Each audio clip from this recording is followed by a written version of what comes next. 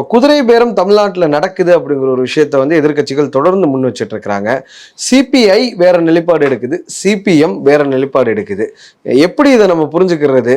குதிரை பேரம் விஷயங்கள்ல ஒரு மக்களுக்கு குழம்பி போயிட மாட்டாங்களா நீங்க சொல்ற கருத்துக்களை கேட்டு? இல்ல, ரொம்ப அதோட உள்ளாட்சி தேர்தலில் நாங்க தனிச்சு நிக்க போறோம் குழம்புல மற்றவங்க குழப்பமா இருந்தா சரி, ஏன்னா மக்களுக்கு தெரிகிறது.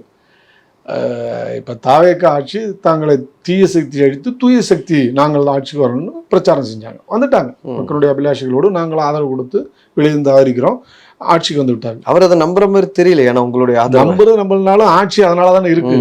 அதை நீங்க நம்புறீங்க, நம்பல. ஆனா இது உண்மை, அதுதானே ஃபேக்ட் இஸ் தட். எங்களுடைய ஆதரவுனால தானே இடதுசாரி கட்சிகள் பேசிக்கா தானே ஆட்சி இருக்கிறது. அதை எப்படி நீங்க நம்பலாம்? வேற வழி இல்ல. நம்புறேன்னு நான் எதை வச்சு சொல்றேன்னா அவர்களுடைய செயல்பாடுகளை வச்சு இல்ல, அதுதான் சொல்ல வரேன். எனவே இந்த ஆட்சிக்கு என்று ஒரு நோக்கம் இருக்க வேண்டும். அது என்ன? ஊழல் ஒழிப்புன்னு நீங்க சொல்றீங்க.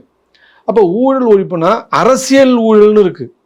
இன்னொரு கட்சியில இருந்து அங்கே குற்றம் சாட்டப்பட்டவர்களை நீங்க எழுப்பதும் அநாகரிகம் தானே.